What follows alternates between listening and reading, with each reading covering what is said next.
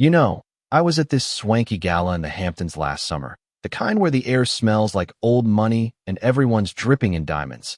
And this one moment just flipped the whole night upside down, made me question everything about how we judge people based on what they do for a living. There was this guy, Alex Reed, pushing 35, in his faded maintenance uniform, quietly fixing a loose light fixture in the corner while the crowd swirled around him like he was invisible. But little did they know, he was carrying a secret that could shatter their smug little world. And then there's Brittany Hale, this 28-year-old heiress to a real estate empire, all sharp smiles and sharper heels, strutting around like she owned the place, which she kinda did, since her family built half the mansions out there. And she spots Alex, decides to make him the punchline of her evening. You know, because nothing screams fun like kicking someone when they're down. It started innocently enough, or so it seemed. Brittany leaning against this massive grand piano in the ballroom, sipping champagne, her voice cutting through the chatter like a knife. Hey, if anyone here can nail Beethoven's Emperor Concerto on this thing, I'll marry him right here, no questions asked.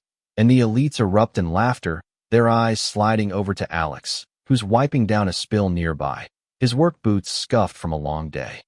They thought it was hilarious, this inside joke aimed at the help, but man, the room didn't know what was coming. Alex sets down his toolbox, straightens up, and walks over like he's got nothing to lose, his face calm, but his eyes, oh, they were burning with something deep, something from years of being overlooked.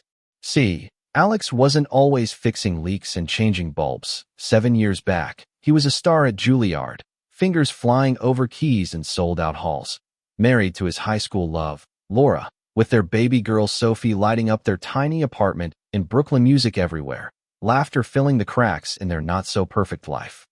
But then that drunk driver hit, Laura gone in a flash, and Alex? He walked away from the spotlight, the contracts, the fame, chose Sophie over everything. Because who else was going to tuck her in at night, teach her that life's about more than applause?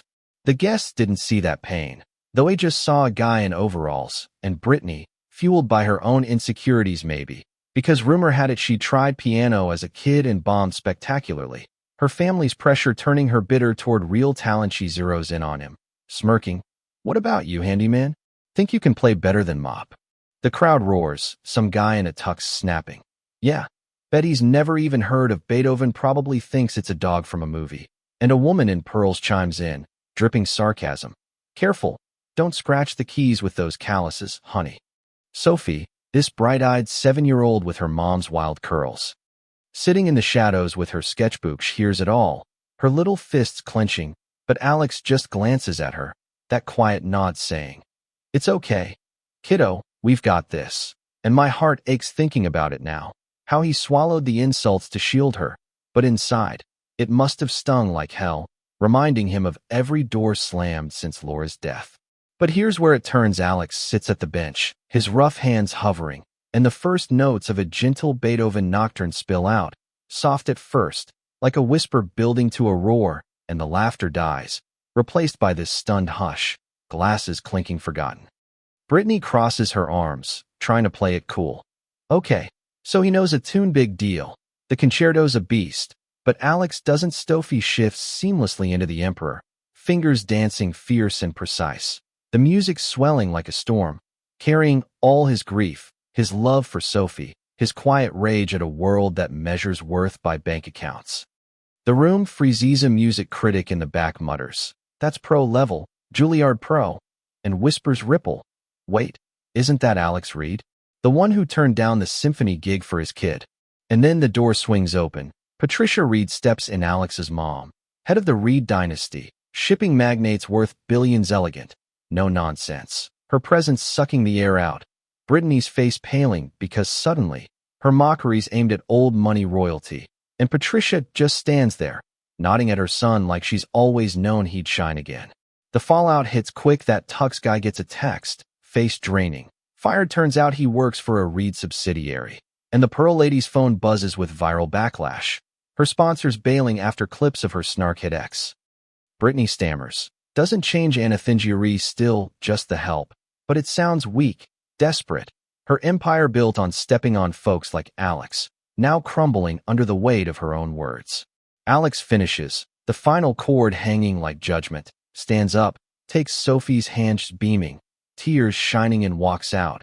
Patricia trailing, the crowd parting silent, some mumbling apologies they'll never voice. He didn't gloat, didn't need to, just went back to his life. Fixing things, playing for Sophie at night on their old upright, proving talent and heart trump cash any day. But here's the thing that sticks with me: was Brittany just a bully? Or was she lashing out from her own empty wins?